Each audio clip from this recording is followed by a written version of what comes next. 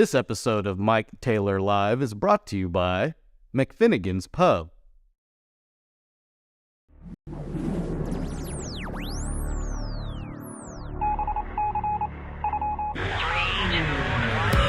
Live from San Antonio, Mike Taylor.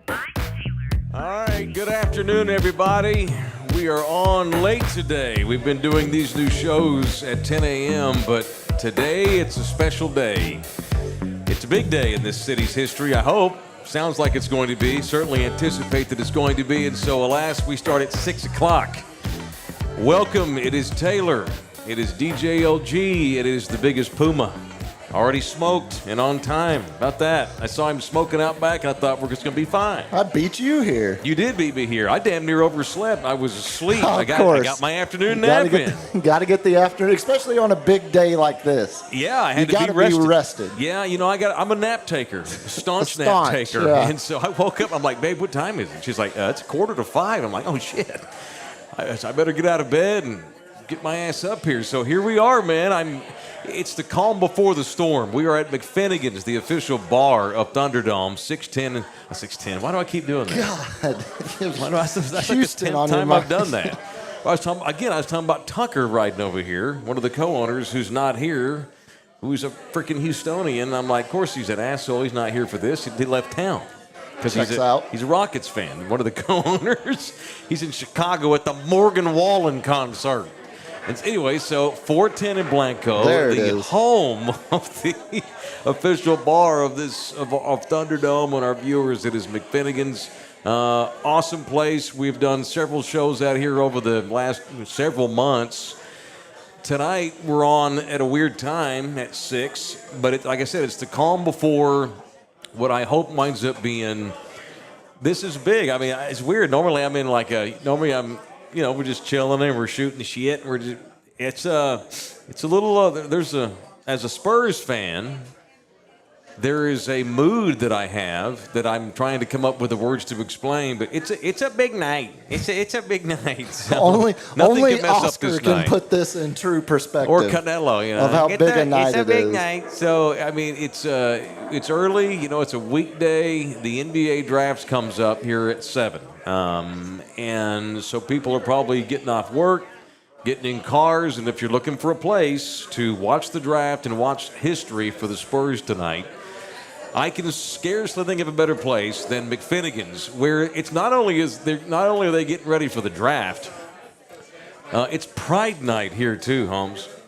There's gonna be a boogie down here in a little while. They probably want us to hurry up and get our shit out of the way. Yeah, I figured. So I figured we will be, it's gonna be awesome. Swept out the door. Yeah, so here we are. So here's the plan, I think, and we've already talked about this, but we need to, because people that are here for the draft need to be able to hear the thing. So as we start recording our show, moment. Correct. Yeah. So what we're going to do is, and normally when we do these, and we'll probably go a good 2 hours, I'm guessing. Kind of like we did with the NFL draft when we were here in April for the Cowboys draft. Especially if the Spurs trade back up for a second lottery pick. Right. No, we're going to stay on a little while longer. We're not going to mail it in after an hour. So the plan is we're going to go right up until 7 o'clock. The NBA draft's going to start. And even staunch longtime Thunderdomers don't want to hear our ass at that point. They want to watch the draft. So at 7, we're going to take a break. And we're going to bring the TVs up here inside McFinnigan's so everybody can watch the draft. If the Spurs were picking 7th, I'd say to hell with that, Thunderdome. You got to deal with me. But it's a big night. They got the first overall pick. It's awesome. They happen to have the first overall pick. Again, as the basketball gods smile upon San Antonio, with the best player to come out of the draft since LeBron James. And the third time the Spurs have had the number 1 overall pick happens to be a time when there's a transcendent type guy. It was David back in the day. It was Timmy back in the day. And tonight it's Victor Wembanyama, where we all need to celebrate this, man. So right at 7, we'll sign off, take a short break. We'll watch Wembanyama get picked by the Spurs, and I want to see all that too, you know. Well, and they'll do the customary interview with him right there on the side stage. You got to watch him walk up there and put the hat on and all that kind of thing. Just think about how absurd he's going to look like next to Adam Silver. He looks weird sitting next to Tim Duncan. Yeah. He's 5 inches taller than Tim Duncan is. Yeah. Maybe 6. Maybe 6. Half a foot taller than Timmy. Yeah. That's insane. That's correct. You know, and he's faster and can jump higher. And it's pretty cool, man. He's pretty good. So here we are.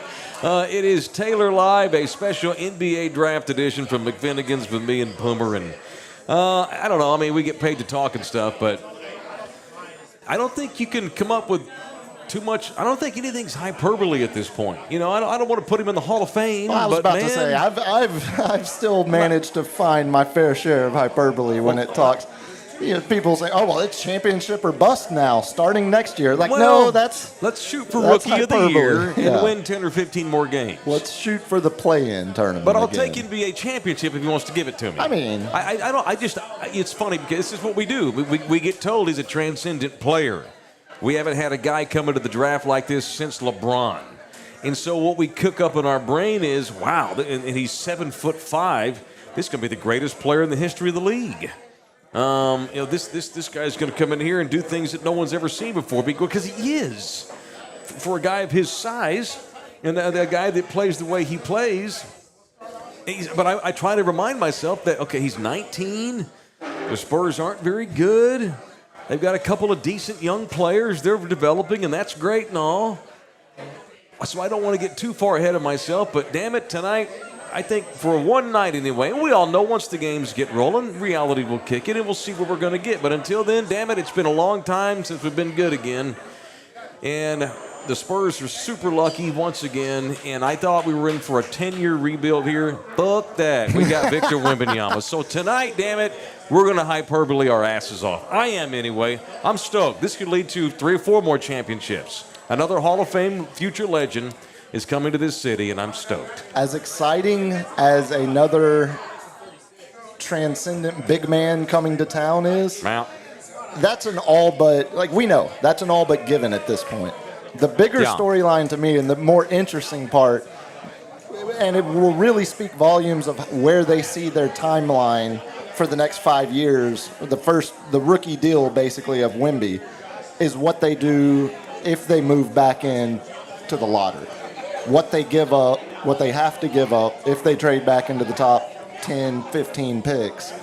Because that's more interesting to me, because we can sit there and talk about Wemby and not run out of words to describe how great he is, or how great he can be, what he will be. I don't want to analyze nobody but Wemby, damn it. See, that's what I'm saying. The hell with that. That's done. I mean, that's done. You want to turn into Brian Windhorst already. It was decided. When we make the pick, I'm gonna pop a cigar. That's over. We're good. I want to at least just chew on it like Red Auerbach up here for the second half of the show. Whoever else they draft tonight is just role players for Wemby, baby. Well, that to me but it means a lot. That's where the real analysis. I think they want to win soon. I do too, but that doesn't match the rumors of them discussing trading back into the lottery. That would suggest they're still looking to take a slow approach to team building, because whoever they're drafting, besides Wemby, if they get another lottery pick, whoever that guy is, damn, that's a good-looking burger. Thank you, baby. Whoever that guy is still going to need 2 to 3 years to even develop to a starter level potential. Keep going. I put a tater tot in my mouth. I saw that. What else you got fried? Everything Hamburger? fried over there. It's at Richie's, man. Richie's Kitchen here at Richie McFinnigan's. take care of you. Look at that. Fried goodness. That's good size. In a paper boat. Ooh. Hell yeah, baby. Not that white You goo. mix mayonnaise and mustard?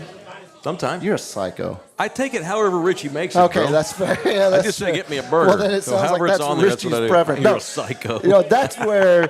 Because Richie, you're a psycho. There are teams that are looking to trade out of the lottery. Like, there are potential partners if they do want to go down that route. And we got $40 million in money to spend, too. Or young if you're really looking, I mean... You want to trade up to 10 to 12 range, you're giving up future draft assets. You want to trade up into 3 to 5 range, you're giving up some current young players that are already on the roster. And that is where I say that will speak volumes of how the front office views this timeline, this first 4 years of Wemby's career. Yeah. Are they going to give him a bunch of other young players to grow up around with him, or are they going to make a bigger swing to try to get somebody that's going to be an instant impact this year with him? With him. You know, it's funny. So it's going to be hard not to compare at least the scenario to the scenario we had with Timmy.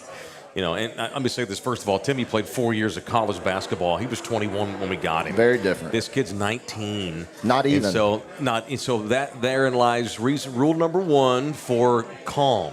Not that I want to be calm, but I'm going to go back and I'm going to go in and out of moods tonight. Like, fuck yeah. Okay, let's just let it happen. Tamp it down. Yeah.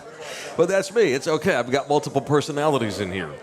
I just want to keep. We're the voices of authority in this town.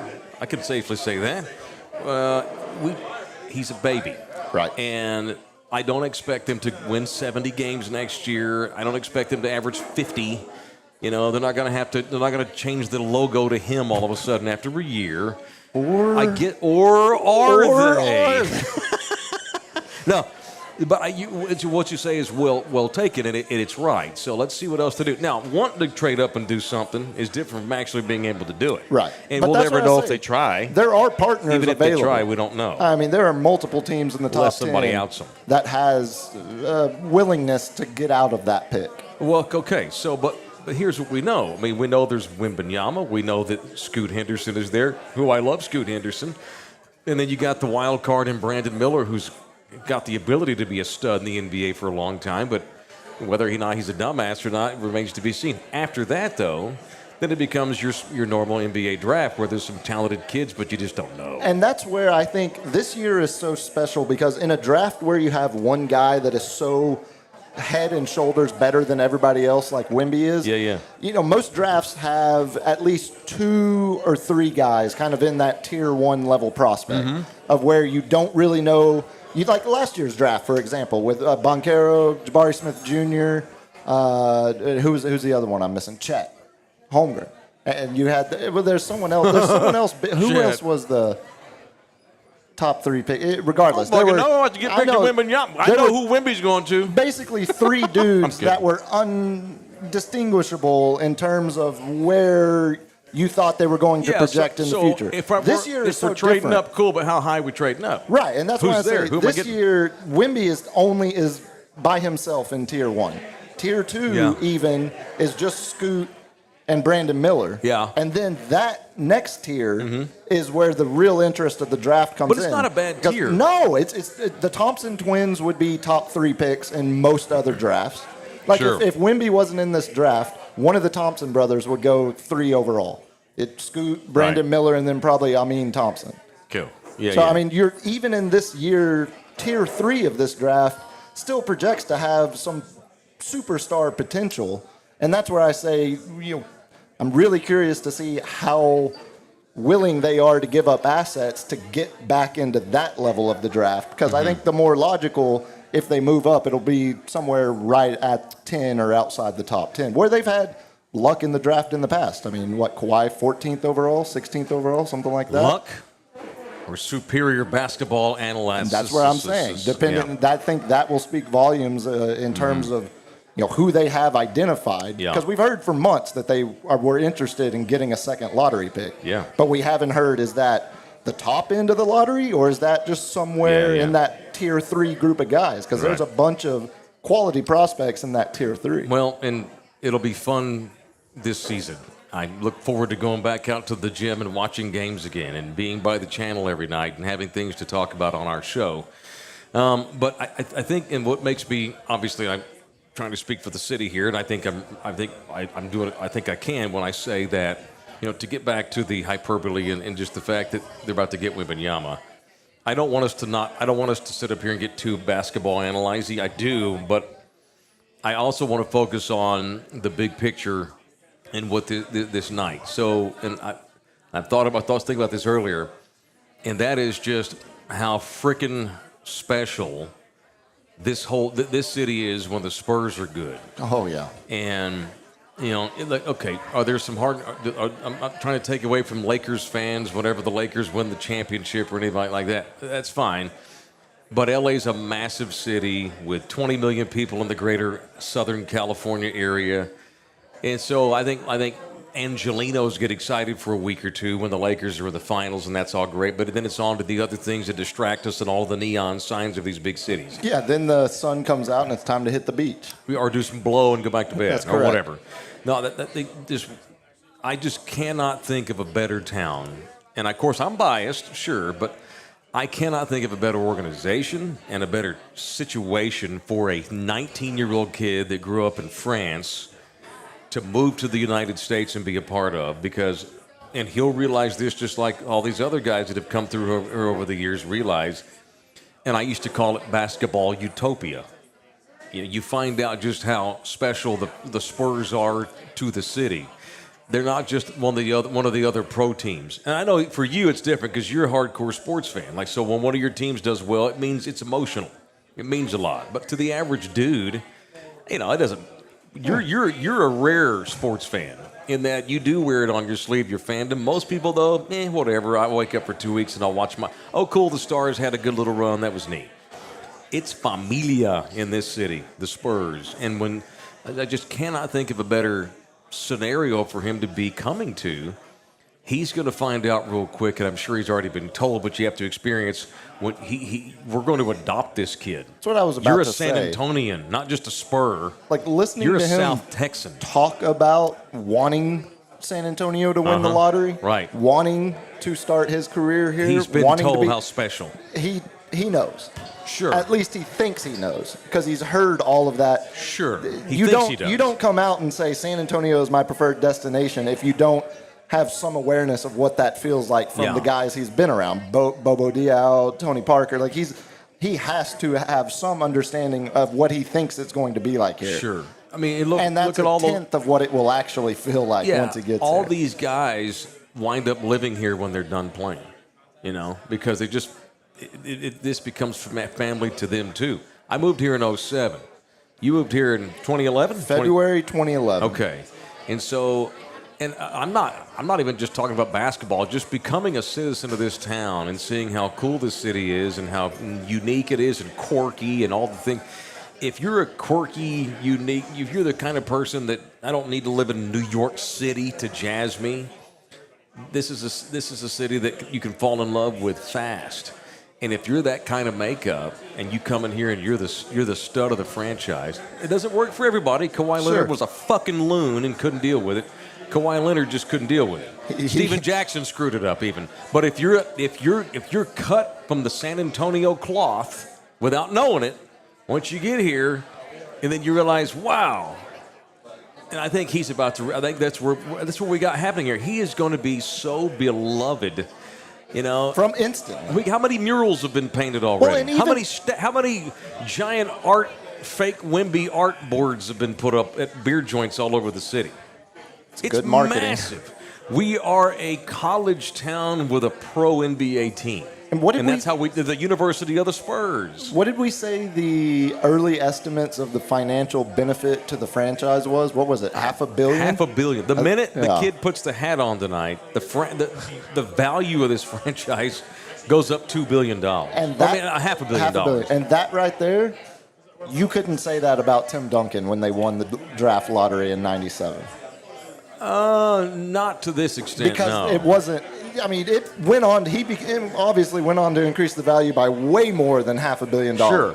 But on draft night, there were a minuscule amount of expectations or pressure compared to what Wemby's stepping into now, just in terms of the hype and the expectations and hearing stats, facts, projections like the fact that he's instantly worth $500 million to the franchise. But I also think if you're going to be a $500 million superstar franchise, the whole world's going to look up to become the next great star in the NBA. San Antonio, Texas, and the Spurs is a good place to kind of hide out. You know what I mean by that? Sure. Yeah, he can come down here. He's not going to get. We're going to keep it real. But you're not going to get crucified down here like you would in New York if you have a bad night. Well, he's just terrible. Man, okay, hold on. He's a bust. If he goes first month of the season and averages 11 points, 6 boards. But he's not. He won't. But he's allowed to have bad nights down here. And that's where bad nights. But I do wonder where as much pressure and hype as he is coming into the league attached to him, I wonder what kind of leash he has if he does get off to a bad start. Because it's still a undersized in terms of strength compared to NBA big men.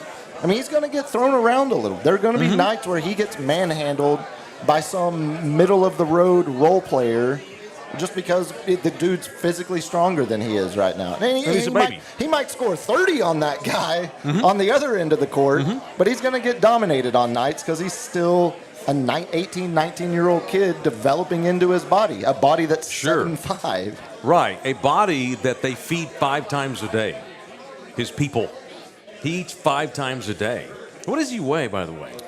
What we looked it up not too long ago. What was it? He's heavy as hell. Yeah, well, it's he just looks thin because he's so long. What was it, like 230, I think? Something like that. Okay. So yeah, no, he's not going to go banging around with, big men every night on a nightly basis. Which is why it just goes back to and about building the roster around him. The real and you couldn't be more right. The real work begins the second they draft him. Right. That's when the work starts.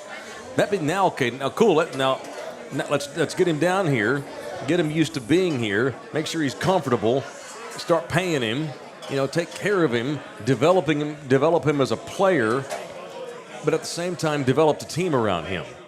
Every single thing, to bring it back to more Tim Duncan comparisons. I'm not comparing him physically to Timmy. I'm comparing the situation to what we faced with Tim Duncan.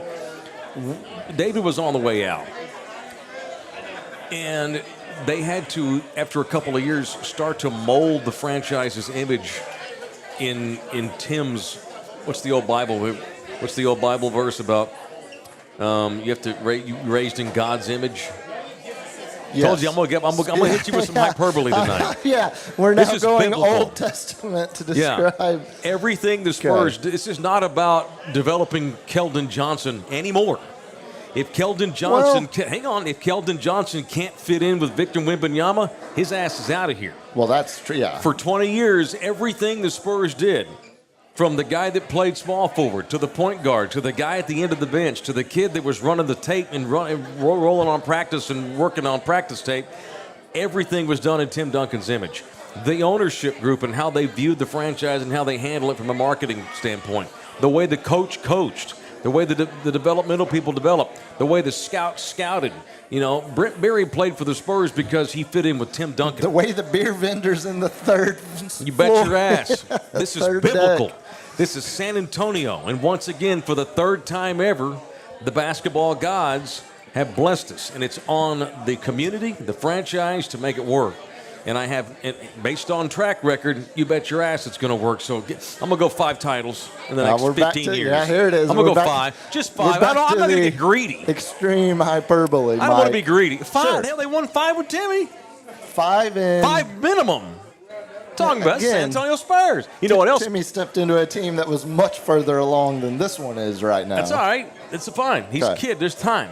And by the way, who the next head coach is going to be. All of a sudden, it was already going to be important, but now it's really, really important if we want to keep the kid here 15 years. I don't think we have to worry about that for 3 or 4 years. I think he's found a fountain of youth. I think so too. Yeah.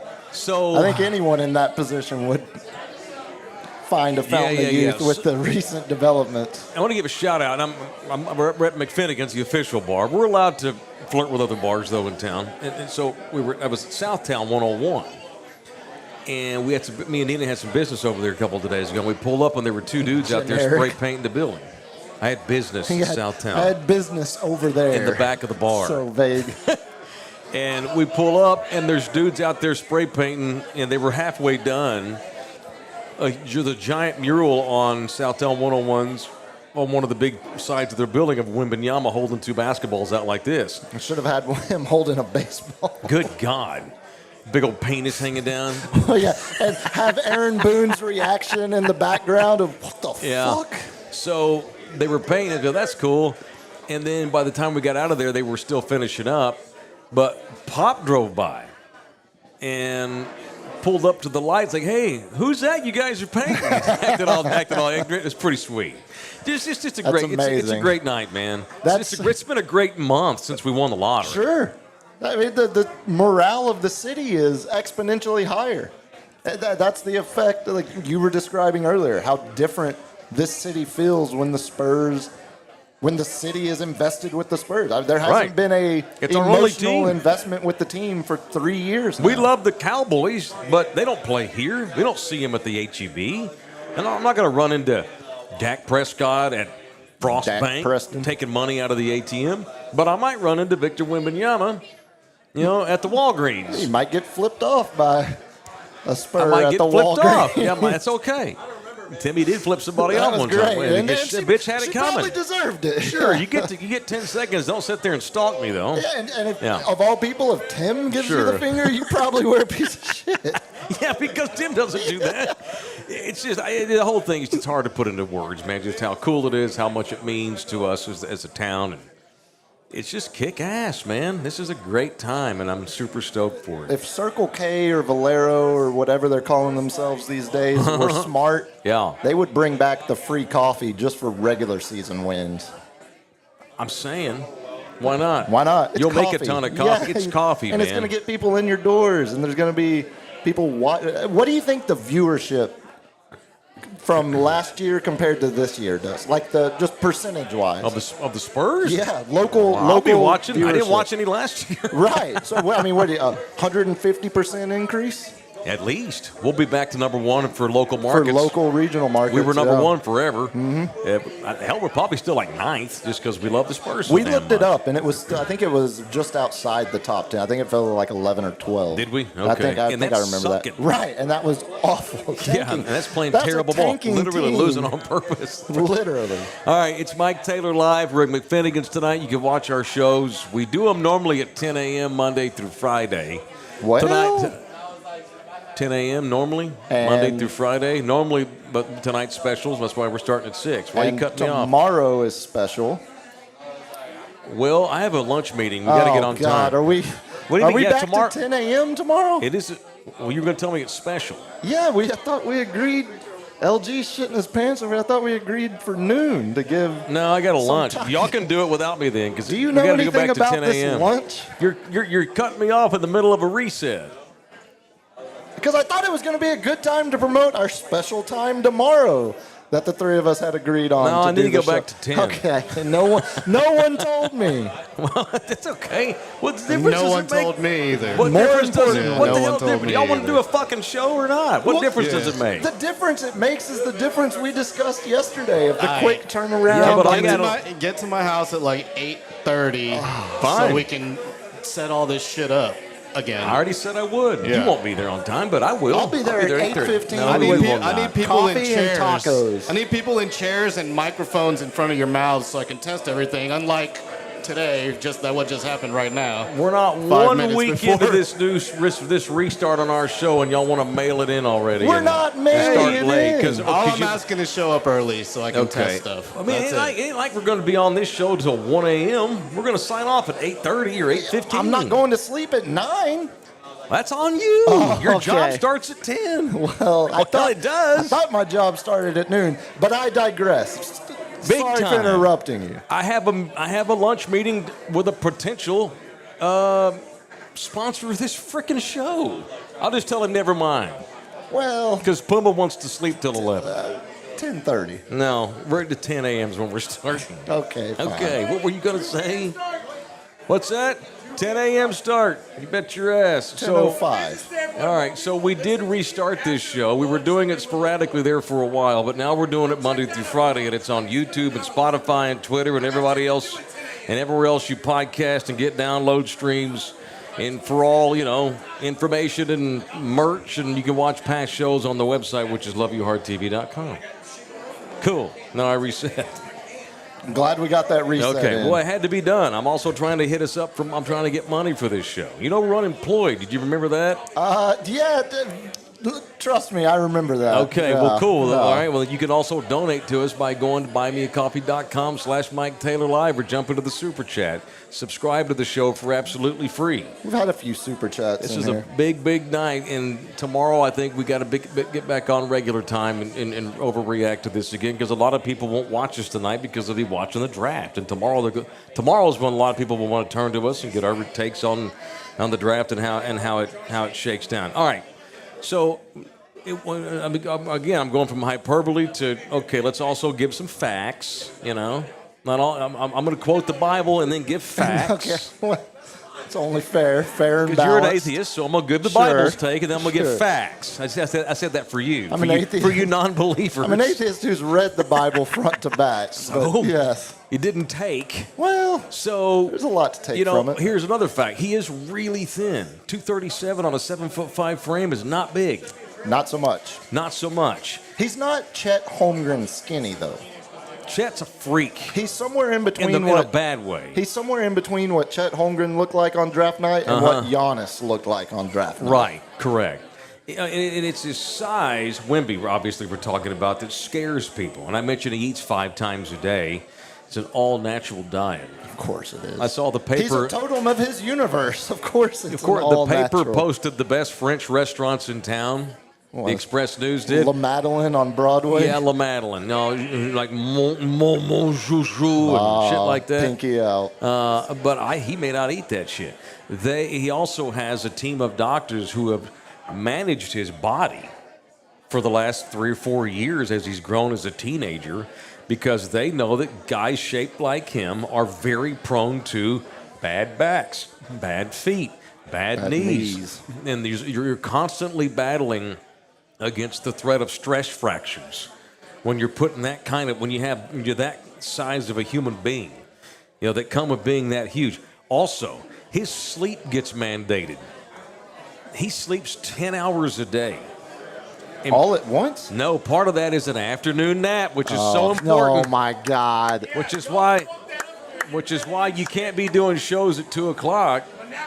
10 a.m.'s great, or 4 p.m.'s great. 2 o'clock's a problem. You found a way gets a big nap. to spin Wemby draft night into justifying your afternoon naps. Do you want him to stay healthy or not? He's got to get his sleep. I mean, I don't want him to be a lazy slob and sleep 10 hours a day. It seems a bit unnecessary. Coming from a guy who sleeps. I sleep about 10 hours. Yeah. I don't sleep 10 hours. Like 9. I mean, only 9. Yeah, it's a huge gap there. Unless I get murdered or killed in a car wreck, I'm going to live to be 95 years old too, probably. Well, let's see about that. You'll see. I will. Don't. You won't see. I will. Don't book any trips to try to see the Titanic. You mentioned. Well, I'm not a rich dumbass who gets bored with regular things and do stupid shit. Or a poor 19-year-old kid who was wrangled into doing it by his dad, even though he was terrified to get on the contraption. He should have played for the Spurs. He'd have been taken care of. And he would have been drafted first. He wouldn't have had a need to do stuff like that. No, you mentioned. And he would have got 10 hours of sleep every night and been valid, healthy. Health concerns. That's the only knock against him as a prospect. And there haven't been injury concerns yet in his career, as he's already been playing pro for multiple years without any kind of recurring, even nagging injuries. Hasn't had one. Nothing catastrophic, but even nothing where it's like, well, I got a sore knee, or I've got a sore back, or there's no issues, there's no structural damage. He did get hurt 2 years ago, but it was an injury that anyone could get. Yeah, I think he tweaked an ankle. Yeah, it's something basic. But he's not had anything chronic, right, where you're always icing your knees. You're always having to put your feet in a hyperbaric chamber or freezing. He doesn't have anything that's chronic, and that's what they're going to have to do. And not like they didn't do that with Timmy. I mean, Timmy was a huge human being too. Sure. Not like this, but it ain't like the Spurs don't know what they're doing. Oh, yeah. It's not going to be an issue of mishandling him medically. And that's that will never happen. That's not the issue. Right. The bigger issue is as he does start to put some weight on that frame, as he, again, think about what you're like, your body at 19 versus your body at 23. Yeah. At the end of his rookie contract 4 years from now, he's going to just develop. He's going to be a very different specimen 4 years from now than he is right now in terms of physique. And that's where. But you don't want to put too much on him. And that's where I say. But as you start to put some of the, as he just naturally starts to fill out his build, that's where there could potentially be injury concerns that aren't there now, tonight, that could be there in a couple of years, depending on how his body develops. But even then, you mentioned the team he has around him. You mentioned the personal physios that are controlling everything he puts in his body. Sure. They've already done the last 2-3 years of groundwork of what they think will prepare his body for that for his natural development spurt that he's about to hit through his early 20s. Right. And by the way, the Spurs are one of the most innovative franchises in the NBA and have been for a long time, not just when it comes to developing basketball players, but developing people, making them healthy, analyzing data. Their medical team is world-renowned. Their training staff is world-renowned, one of the best in the NBA. And if you're one of the best in the NBA, you're just one of the best in the country because NBA teams, you would think, most of them anyway, hire the best they can find. If you're one of the best in the NBA, you're one of the best in the world, that matter. If anything negative, the Spurs people and his people that he'll inevitably bring with him from France, they'll butt heads on how to treat him. Which is good because they're all smart and they'll know what they're doing. Yeah, it feels like if that's the biggest hurdle that we have to you're a world-class doctor, and this world-class doctor need a debate on how to go about the treatment of it. Okay, now that you're mentioning that, I'm just imagine if Wemby was an NFL player getting drafted, like not at that size, but getting drafted by the Cowboys, and you had his French doctors butting heads with cowboy doctor that we see on the sideline. Oh, the guy with a hat? With his cowboy hat. I'm just imagining Wemby's French doctor being like, no, we're not going to get in the possum tank. That's correct. It's not gonna help rehab his knee. Shout out to Mike S. who just bought us a cup of coffee. Hell yeah. And anybody else so far that has, I can't look at the screen all night long. I'm trying to talk. But anyway, if you Max Channel just donated $1.99 in the super chat. Thank you, home. Appreciate that. Okay. Puma and I also agree, in just trying to talk basketball and not get too much with the hyperbole, that no question, there's still rebuilding's not stopped. No. Now, I expect 5 titles, but I don't expect the first one next year. But now that you've won the lottery, this goes back to what I said about who do you think about trading a couple of guys on the roster to get up for someone. If you think that kid you're going to get in the draft is a better fit than Keldon Johnson, bye-bye Keldon. It's all about Wembanyama now, man. That's the point. It's now, for the last 2 years, it's been all about acquiring assets. Yeah. No matter how they fit on the roster, no matter what their contract number is. I mean, they've all been young guys, so you haven't had to worry about contract. Yeah. Outside of some of the veterans they've thrown money at to be stopgaps, but it was just acquire assets, whether it's young players, whether it's future draft picks, just any asset is a good asset because we need as many as we can. Now, starting tonight really starting draft lottery night, but as soon as they knew they were going to get Victor Wembanyama, it's no longer about acquiring assets. It's about acquiring good fits around Wembanyama. Absolutely. Whether that kid is whether that is someone that's on the roster now, or as you say, if there's someone that you don't believe is a good fit now, here is your chance. You're acquiring, or if they move back up into the draft, into the lottery tonight, they're not moving up to acquire the best available player or just the best asset available. They're moving up to specifically acquire someone that they're targeting that they think is a perfect fit next to Wembanyama for the next decade. Right. Who could be the kid from France that he knows and grew up with, or whoever. That's the most logical one, just because we've seen what they look like together, and it's pretty damn good. You're talking about Bilal Koulibaly. Is that we've established on? That's how we say it, right? Yeah. I'm gonna let you keep saying it. The kid he play. I'm gonna call him the kid he played with. I'll learn it. If we draft him, I'll learn it. The only reason I know it.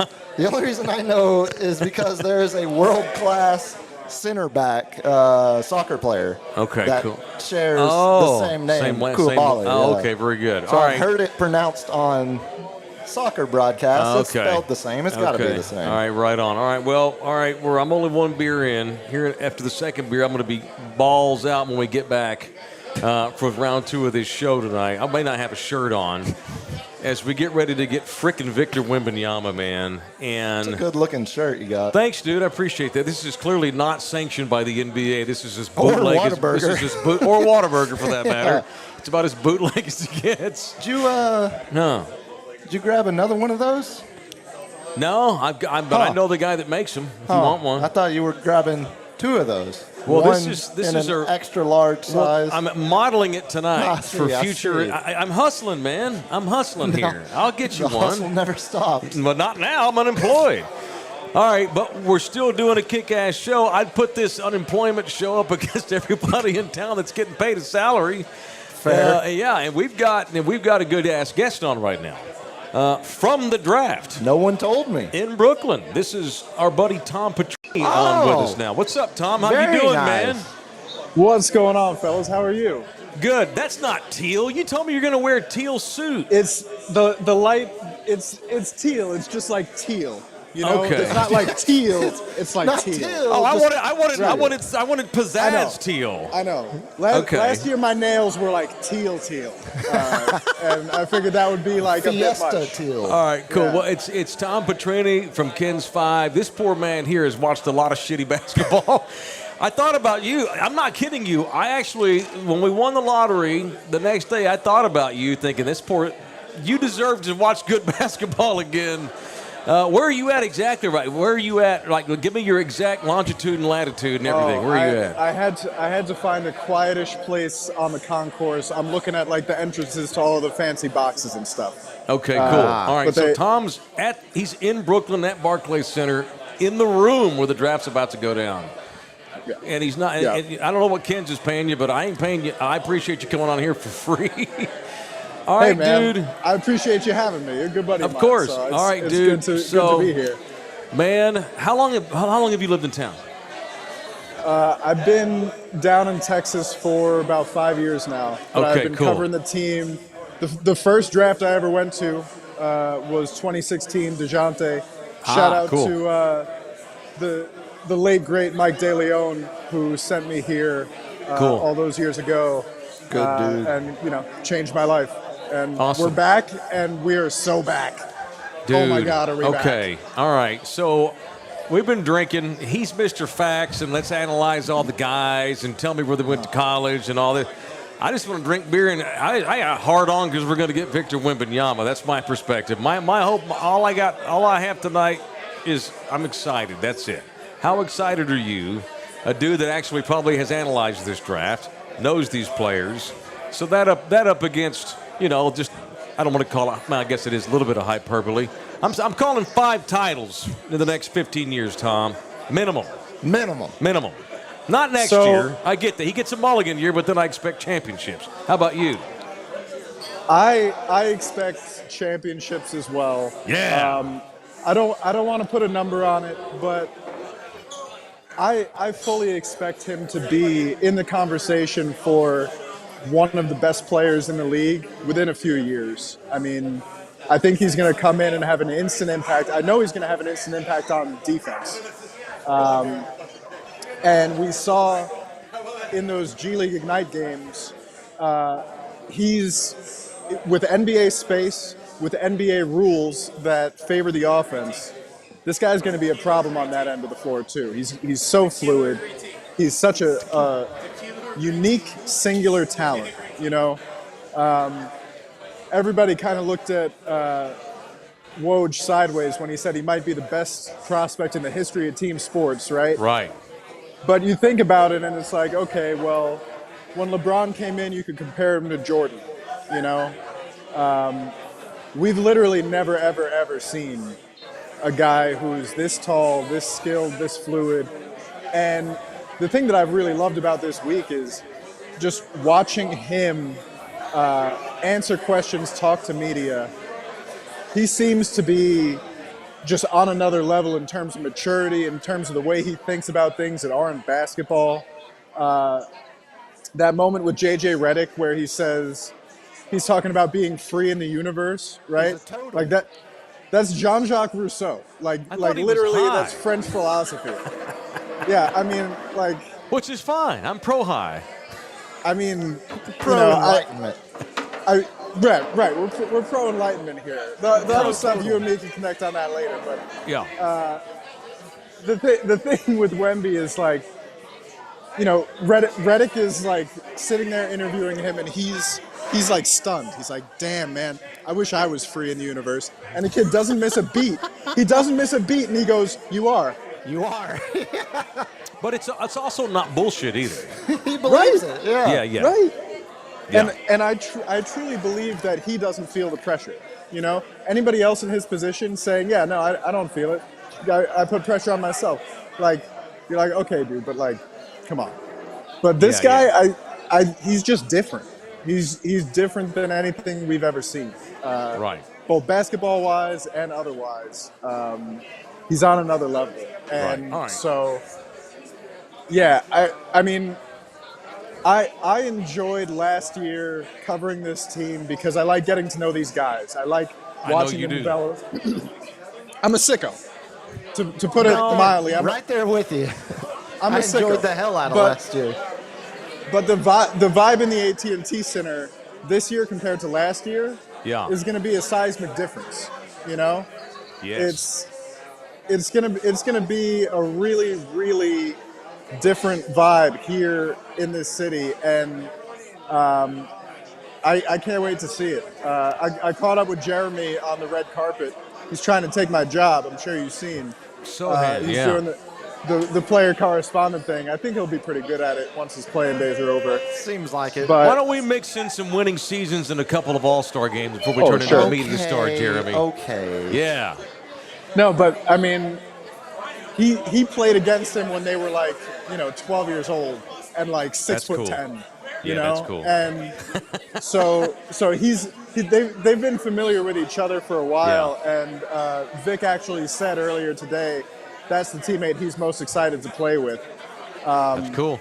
And yeah, just really, really excited to see how this young group, because the feeling around the team last year was like, we've got a lot of good young players. We've got a good young core.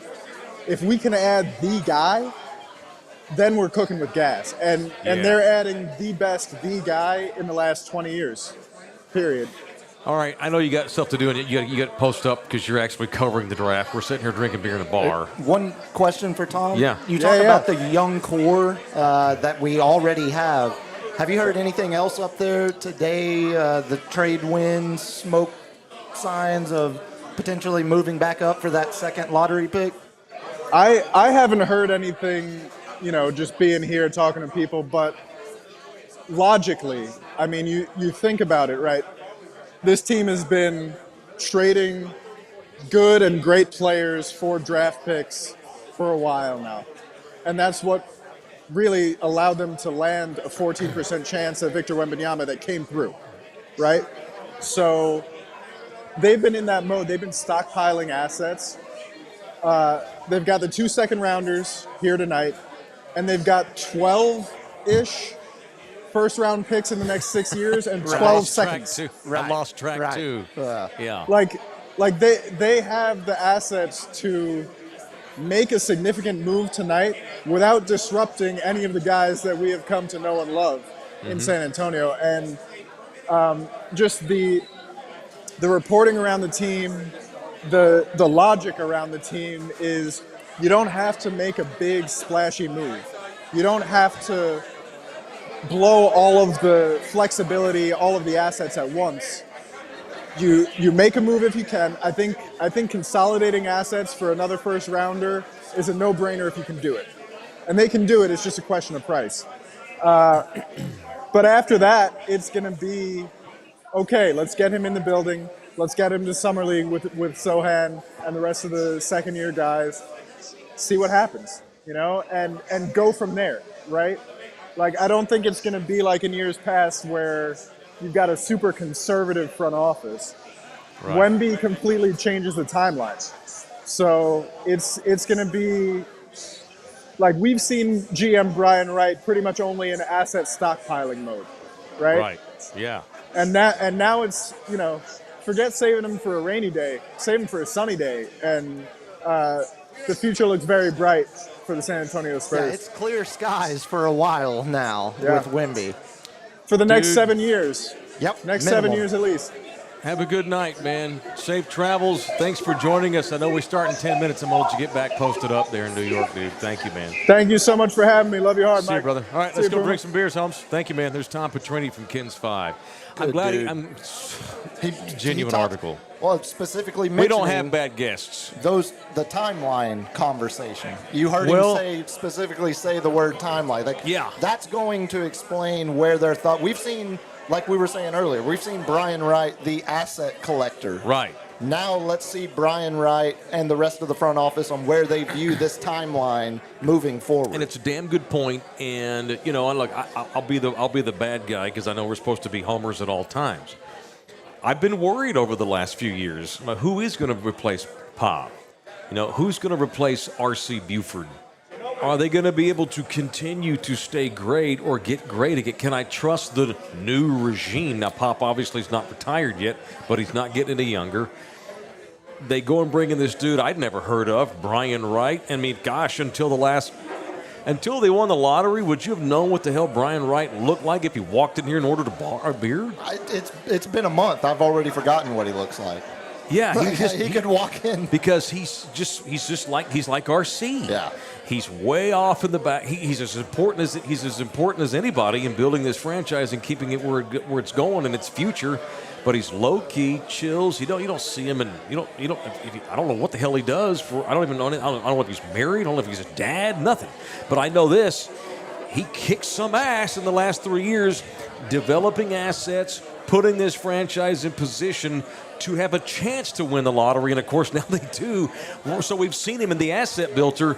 Now we get to see him as GM with Victor Wembanyama, now turn this into a championship. And so far, so fucking good. I have all the faith in the world that he will continue to know what he's doing henceforth with this kid we got coming in here. And that's where Tom talking about, specifically Brian Wright, the asset collector. Yeah. Tonight, Brian Wright has a chance to win Executive of the Year, GM of the Year for the next season. The Wemby pick is already going to put him at the front of the pack.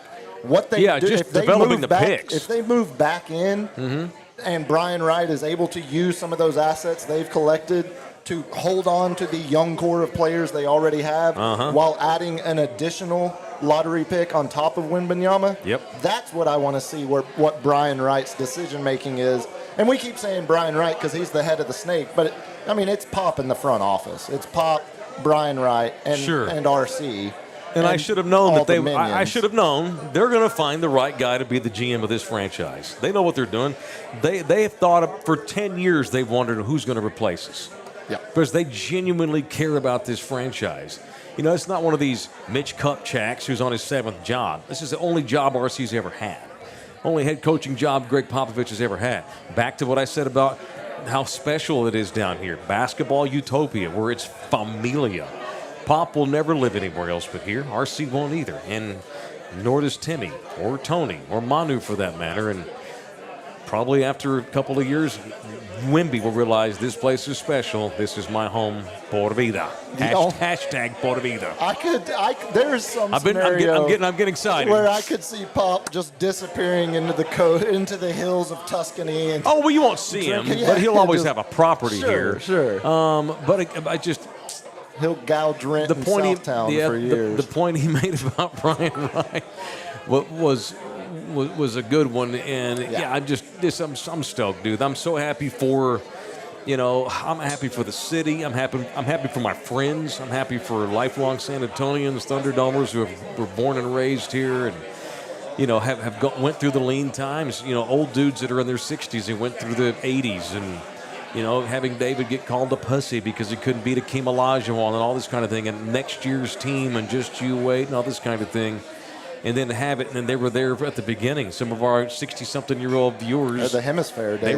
They were 20-something when the Spurs started getting good and turned that hump, and they went through 20-some-odd years of glory. And of course, then everybody retires, and Kawhi goes apeshit and goes AWOL and leaves.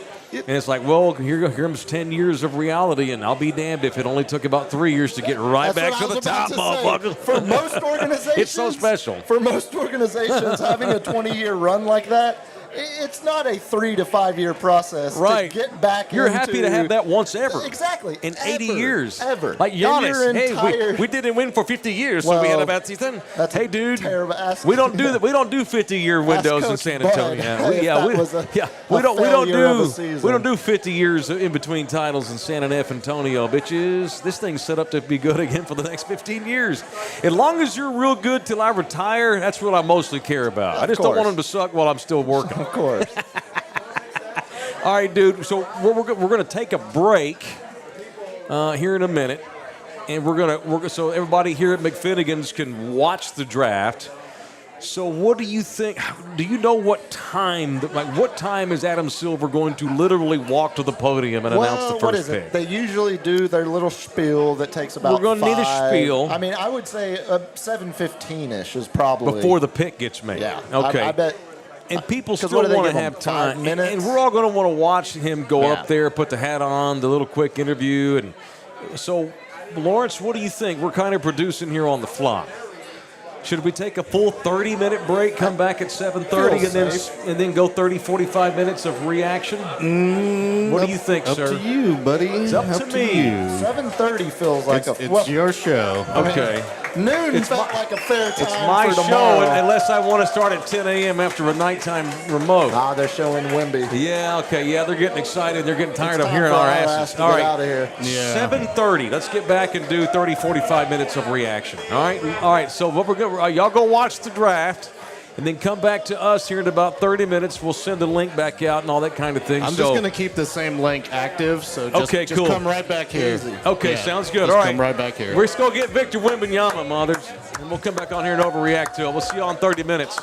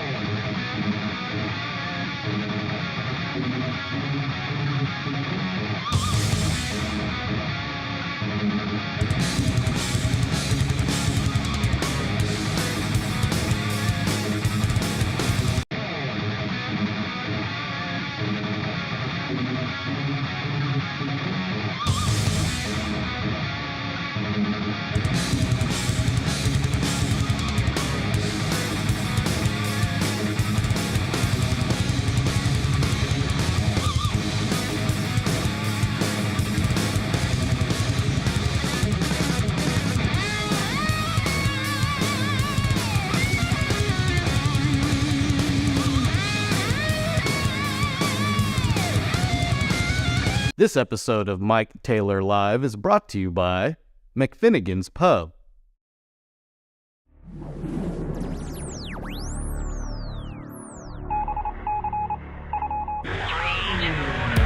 Live from San Antonio, Mike Taylor. Oh, hell yeah. Oh, that's a great shot, LG. Thank you, man, to the Look bar. at that production Back value. at McFinnigan's, we have had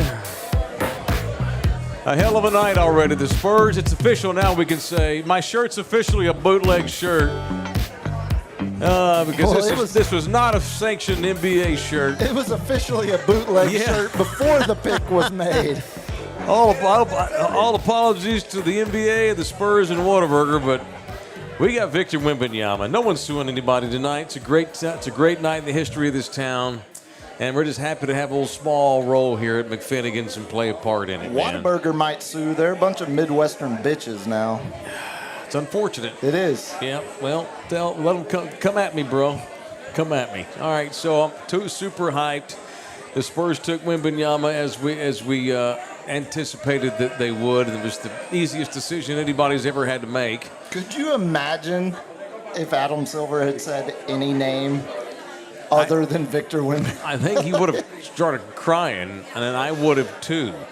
He did cry, but for other reasons. For the right reasons. All right, so what's your take on that? Just reaction to the whole scene, and he was very emotional, and it's pretty cool, man. It's like, it's one thing to be the number one overall pick, and you really, obviously, you want to be the number one pick. It's every kid's dream as a young basketball player, but this dude legitimately, I'm not saying he would have been mad had it been anybody else, but he really is excited to be coming here, man. That's got to make you feel even better about the whole thing. Oh, he understood at age 13 he had the potential to be the number one pick in the NBA draft, and it just happened.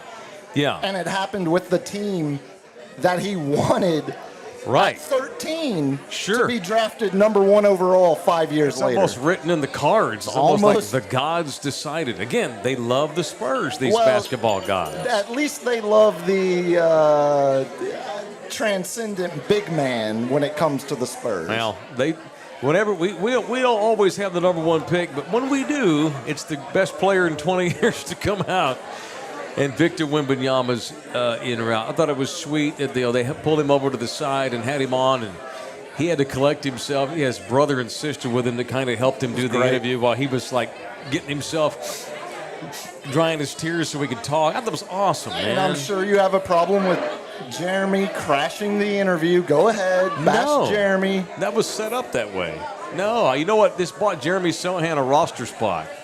Again, everything they do from now on is about fitting in with Wemby. Obviously, Sohan does, and he's a good player. It's a good reason. It's a good thing they took him in the top 10 last year. Yeah, it's so funny. Because he's a perfect match. This poor kid's just getting started. He's going to be a damn good, solid player for us for probably 10 years.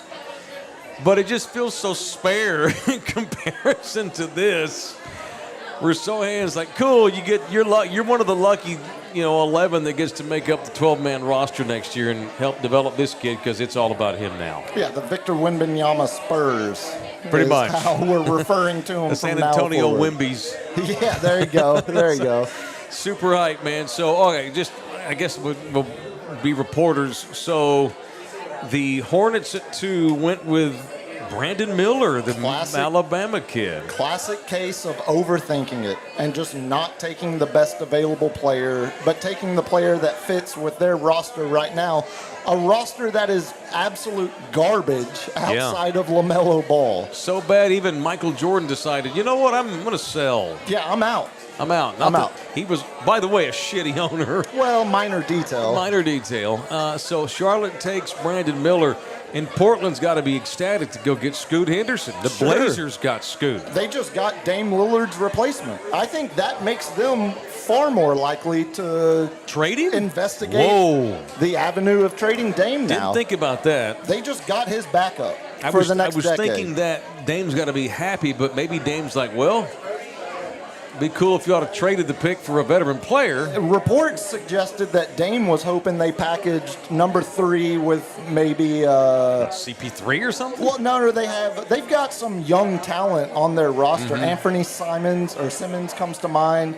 some guys that are showing potential that could have been packaged with that number 3 pick to bring in a bona fide year after year all-star to match with Dame, and they chose to draft his replacement instead.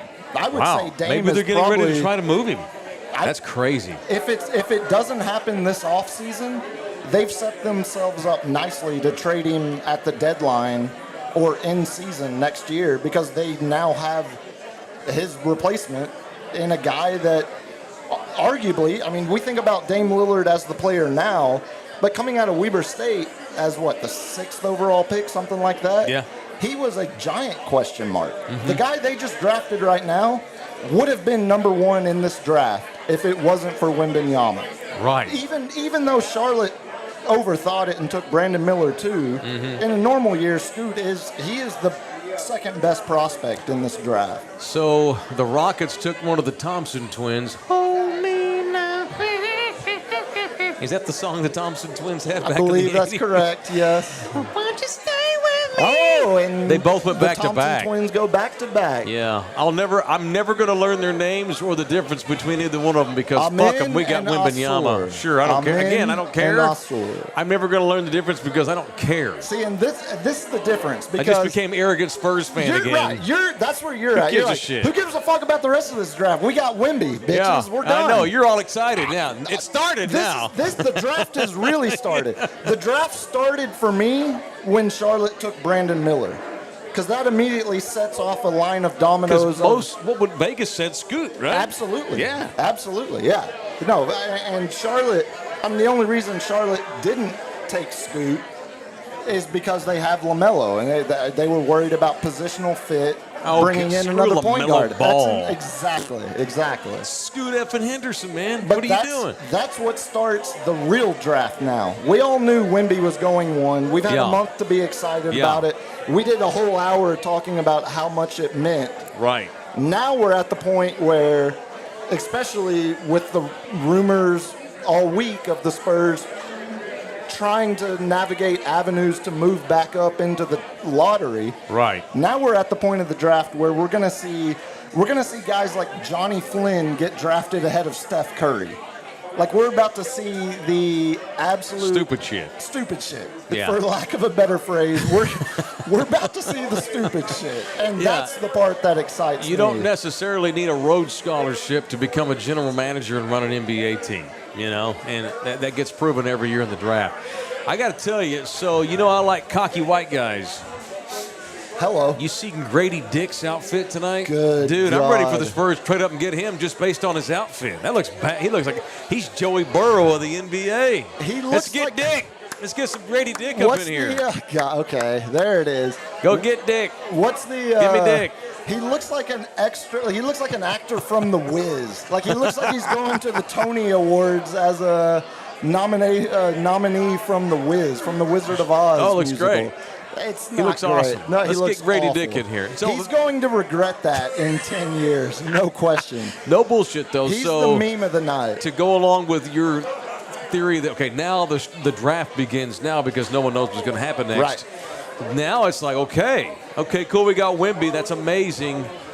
We still have a draft to get through here. The Spurs have 2 picks in the second round. Are they working phones right now? I'm assuming yes. You would have to assume. To move up here. But you mentioned the 2 picks in the second round. They have the 33rd pick, which is a good second round pick, a first pick of the second round. Yeah. Someone will fall to that spot that could be a potential role player for the future, for the foreseeable future. Yeah. But packaging 30, But what if we can get up in here to the top 10, packaging baby? 33 and 44 isn't going to move you up past the mid-20s. Yeah. Like, think about the draft grade values we always talk about with the NFL. Yeah. Where, the chart that shows what it would take to move up to the, top 10 versus first round versus, you're giving up 2/5 to move up to the top of the 4th, something like that. Sure. To move up back into the lottery, the Spurs are going to have to give up valuable future assets. Just packaging the 2 second-round picks isn't going to get them anywhere close to the lottery. Well, But they have, like Tom Petrini said when we had him on earlier, They got 12 future first-round picks over the next 6 years, 12 future second-round picks.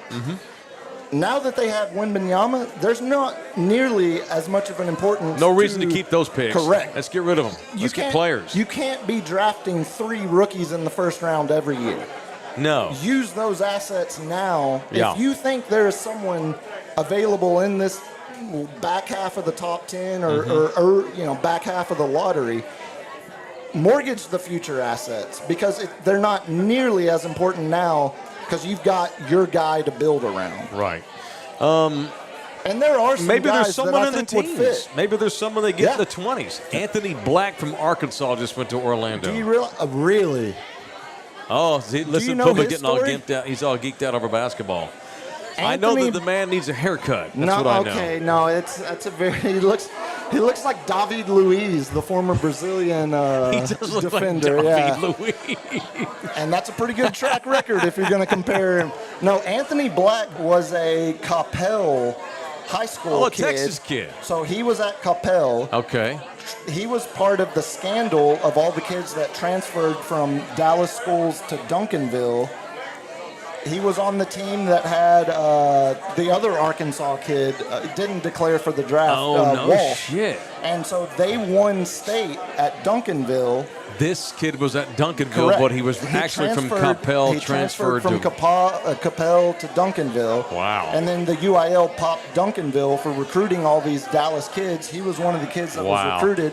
That's how Duncanville got their state championship. That damn town has cheated since Greg Yeah. Abbott was a high school student Exactly, at Duncanville at High School. Duncanville, yeah. They've been some cheating bastards. That Duncanville. But they usually get away with it. I know, because Yeah. I know rich and white, and they got political clout, and they got money. So years ago, and this is North Texas talk now that no one cares about with you and me, but it's to the Anthony point. Black, It's to the point. The city of Duncanville used their political clout in the Metro Sex to get the district alignment borders redrawn.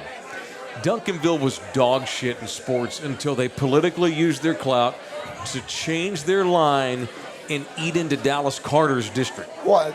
And half the Dallas Carter district wanted to, we're going to Duncanville. We're Duncanville Oh, I'll now. be damned. Yeah. I'll be damned. Duncanville has black kids now, and they're winning games. I'll be darned. How did that happen? It's funny how they went from guys like Brian Boddicker, former UT legend and Duncanville High graduate, to recruiting Anthony Black from Capel. They like to win. That's correct. And they like to pretend that they're doing it on the up and up, and they're not. Hey, you know what? What's this really kid? This kid don't give a surprised. shit. He's in the NBA now. Well, and he's a very. I'm surprised he went 6 because he has a very low ceiling on his offensive game. Like, he's a great point guard, great distributor, great above average grading defender. Yeah. But he has no shot. His shooting is the biggest red flag on him. And so to take him 6, it reminds me of when Orlando took Alfred Payton. So this is stupid shit. We're in the stupid shit This portion is not of the helping draft. Paulo Banchero. That's where Orlando is right now. And he'll be They gone in should 2 years anyway. He'll be out of there. At this rate, if they're taking guys like Anthony, and again, this is the stupid shit part of the draft. Yep, Anthony here we Black are. could turn out to be a 10-time All-Star, and I'm totally Man. wrong. But that feels like a Do bit you of a really reach. think that's even possible? No. No, he doesn't have that kind of talent. Well, he's got that kind of potential. Where do you play college ball? Arkansas. Arkansas. He was part of Arkansas. Arkansas's top-rated recruiting class. Oh, with he's 2 kids he's from tearing up now Duncanville. with his mama and his brother. These are the moments, yeah. It's a big moment. Yeah. You know he what? didn't think he was going to go 6th. Wemby teared up too, and it was a beautiful moment. You know what? Wemby Sometimes teared up guys, when he saw his siblings. yeah, that was pretty talk cool. about him. That's when he That lost was- it. yeah, Then he lost it. That was awesome. And that was cool. That wasn't like that. Speaking of Capel, Are you talking about Connor Williams? Connor Williams, God, who literally yes. collapsed on the floor Yes. like he'd given his heart to Jesus and the Spirit moved him. Remember when Connor Williams, when the Cowboys Yes. drafted him, he literally Capel fell Cowboy. face first on the floor like a big pussy. He's a And I Capel, immediately he's a thought, Dallas that's a bad kid. pick. He Thank got- God he's gone. How's he doing at Miami? He only went on to be a top 3 graded run blocking guard in the league last year. We're fine. Yeah. Cowboys are fine without him. Well, don't need guys like that. But they could have still kept him. But we don't need that. No one don't know who the left guard's going to be. Why are we talking Cowboys? I don't know, NBA because it's draft me. night? Here comes the Indiana, because we have Wembanyama, and I'm ready to go get fitted for championship rings. Let's talk Cowboys. The Spurs are done. We're taking care of for the next 15 years. There's Koulibaly. Oh, the French kid went to the Pacers. Oh, no, he is not going to like living in Indianapolis. Son of a bitch. Nobody would like living in bet you Indianapolis. would No. Oh, my God. Spurs, go get this kid. Bring him here. He don't want to live in Indiana. And he's got to be coached by Rick Carlisle, one of the most notoriously hard coaches on rookies in league God. history. We got to give away Astros tickets here. Wait a minute. Is this Tucker chiming in from Chicago? Yeah. Oh, okay, because he's too busy going to the Morgan Wallen concert to be here. Too busy. Exactly. So we got to give away Do we have any viewers at this point? We have 115. Oh my God! Okay, well, how do you want to do it, Puma? You're a producer. Produce. There's more people in the bar. The Astros tickets are for the people who are here. Yeah. Oh. Everybody who's walked in should have received a raffle ticket. If you haven't, there's a dude with the bucket at the front. Did anybody Free talk raffle to Who's you got about raffle this? ticket? God, no. No, I was just informed. That's why I'm doing this live. Otherwise, I would have. Okay, well, let's do this and we'll get out of here and drink some beer. Who has lottery ticket? Who bought the raffle ticket? Make sure you get a Well, I see raffle some ticket, hands. and then Dingus here is going to bring us a bucket, and then Mike, you're going to pull the winner. All right, Dingus is bringing the bucket. So Dingus, whenever you're Two ready, Dinguses, one bucket. bring the bucket. Look at Dingus. Dingus Dude, is a That's stud. it. That's all I have. Look at him. He's That's got the it. McFinnigan's cut off rocking. Of course, the sleeves are all cut off. He has bulked up. time since for the I've gun seen him show. last time. I bet that dude could pick up 300 pounds. You he put looks like that a much work linebacker in right now. You show it off. He looks like Leroy Tread. Horde. Remember the old football player? Okay. He thought I was going to say something racist. Yeah, well, not racist necessarily, Well, but maybe. offensive. You never for know. Sure. Offensive for sure. Yeah, offensive was given. I just didn't know which avenue of offense we were going to go down. All right, so we're going to give. So when's this game? I feel like we have all of these details. Astros versus the Yankees. Holy ball. Okay, then. So whenever Now that you're happens. talking. Whenever that. At some point this year, the Astros No, will play the we- Yankees. I Well, I swear. imagine it's in Houston. I don't think they're going to fly you to New York. No, I said Yeah, Houston. that's No, fair. the boys no, have you're gonna season have to tickets. drive yourself. By the way, while we're figuring out how the hell to do this, you know, Ruben and Tucker, the day of the lottery, bought Spurs season tickets. The day of the lottery. The afternoon of the lottery. Right. Before they won it. Worked out well. Sure So we'll be did. giving away Spurs tickets at some point this season, which that just became the hottest ticket in this city, for sure. All right, well, so what are we doing? We're going to wait on the bucket? Okay, the game is September 1st. Why do I don't have this information? Because I saw I'm the Tucker- talent. I saw I'm the Tucker- host. What am I? I saw Oh, what do Tucker you have? promote. Okay, cool. Hook 'em. When's the game? I just said September I'm not 1st. listening. God. All right, so who wants to go see the Astros play the Yankees? That guy does. Oh, here comes the bucket. Let's do it. Look at that. That's a man of pride right there. That's a man celebrating Pride Night at McFinnigan's. All right, cool. I'm going to draw this. Y'all don't get pissed at me, man. Oh, we had a lot of them. Okay, cool. Okay, cool. Pretty decent amount. Okay, cool. It's pretty packed. Do they have to be here to win? I'm assuming yes. Okay, you have to be here to win. Yeah, All we're right. not shipping them. I don't have my glasses. Good. Give me that. Read that. Last three numbers. Yeah. 871. 871. Does anybody have 871? 1. The last three numbers. Look at your I keep calling it a lottery. Look at your raffle What is it? Oh, tickets. raffle, yeah. What'd you say call. again? 871. 871. There's a lot of drunks in here. Give them a minute. One. Some dude's got his What? hand up He's over got a here. hand up. No, Wait, he's nope, he's lying. shaking his God head. dang it. Let's give it a minute because Well, there's a lot of drunks in here, and they may mean, not hear right away. Johnny's walking around shouting it, and we don't have anybody. No? Okay. 8-7-1. Okay. Let's do it again. Give me another. Going once, going twice, or Okay. That's unfortunate. Here, read that one, Poomer. Give me the head of 8-5-7. Hey! Oh, okay. bingo. 857. 8-5-7? I think it's a prank. Well, fuck that guy. Whoa. 8-5-7. That's a Thunderdumber. Now, you know what, FM? 857? 857. They all just bought raffle tickets and bailed. But the raffle tickets were free, so. Oh, okay. Lord. Oh, hang on. Uh-oh. We're going to be calling numbers forever. I know.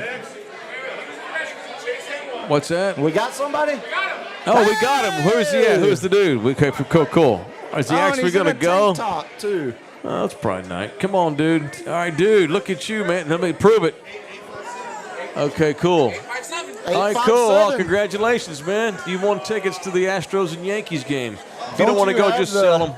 Here you go, Dingus. That's the bucket. All right, Give him the voucher. Oh, here's the voucher. How many we got to give away? Oh, damn, we're giving away more? There's multiple sheets I there. want to go. Wait a minute. What? There's a bunch here. We're just doing one. They can do the rest later. Who's he need to We got a Red contact? Sox game. We got a Yankees game. Oh, those are all. What's That's all that just shit? flyers. That's Good a drop. God. All right. All Oh, right, okay, then cool. Take care of that dude. 857 and get him his ticket. Who's Jarris Walker? Houston. Okay, cool. Oh, okay. All right. So, okay, there it is. We gave away the Yankees tickets at 10 o'clock tonight. Astros Red Sox tickets for August 24th. We're going to draw for those. Ooh, but not till 10. After the trade deadline as well. Astros Boston. Who's the baseball trade deadline? No. Oh, I guess that's right before it, the week before it. Oh, in August. Oh, yeah, I thought you meant No, tonight. the trade deadline's end of July, right? Something called Jarris Walker just got drafted by something that I don't know. What logo was Washington. that? Washington. That's the Bullets. Good luck to that guy. We'll never hear from you again in that shitbag organization. Well, he's a good prospect, but that's a bad place for him to land. Houston kid, right? Walker? Yeah. University Freshman of the year in the AAC. Yeah, the disappointing Cougs. Well, my Frogs went to the second round and took Gonzaga down to the last shot. good year for TC. No, we're It's not. been a great year for Frog I'm Athletic. not Look at taking that. the bait. We went to the Natty in football. Basketball not only ended up playing as good as anybody in the conference at the end of the year. Went to the second round. Took Gonzaga down to the second round. Oh, conference champions. Are you serious? Yeah, Do you know that? Yeah, it's been a great year. I didn't even know that. Yeah, and then of course in baseball we go to the Final Four and get beat by Florida, who's probably going to win the Natty. So let me jump in here. I have to do like some bar announcements, some housekeeping here. Please. Cool, because we're winding down clearly. If you have a 1985 Gremlin, it is double parked. Wait, no, I'm just kidding. I was about to say, I want to see that gremlin. I'm just kidding. The Dart League is about to start. So we're going to get our ass kicked by dart throwers. If you can please avoid walking through the dart lanes, they will get pissed at you and throw darts at your face. I apologize. So do not walk through the dart lanes. I did that earlier when I walked in. He'd been hit in the face with a dart. All right, so we're done, man. I mean, look at my boy Phil in the representing the house. What's up, Phil? What's up, Rachel? You think the Spurs trade back in? I hope they do. I do. So, okay, here's the thing. Lawrence, if we end early tonight, does that make getting back on at regular time tomorrow morning better? What the fuck do you mean end early? We've been on for almost 2 hours. Hey, everybody, happy 40th birthday to Oh, LG. by the way, No, we don't need to do this. It's LG's birthday. He's 40 years old. Today's LG's 40th birthday. It's not today. It was two. It was not three. today. Happy birthday to you. Happy birthday to you. Happy birthday, dear DJ LG Lawrence, Lily Pacquiao. Happy birthday to you. All right, on. Hell He yeah. is so uncomfortable. Yeah. Yeah, I don't like that Good at times. all. All right. No. Somebody rent him a whore. So he can punch him again. He don't do his track record needs to improve. All right, we're done. I'll come early in the morning to help you set up. I'll be your apprentice. Apprentice. All right, cool. There you Love go. y'all hard. Thank you for watching again. We got Wemby, champions. Come on now, Spurs! So we got the Spurs taken care of. We'll do this again tomorrow, 10 a.m. We'll overreact. We'll see what the Spurs do the rest of the night. That'll be tomorrow's show. All right, Yep. love y'all hard. See you tomorrow. Love you hard. Thank you, McFinnigan's. Thank you, Thunderdome. Appreciate it, y'all, very much. Good night. Yeah.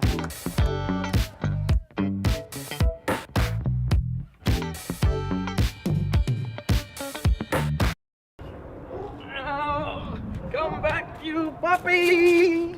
This episode of Mike Taylor Live is brought to you by McFinnigan's Pub.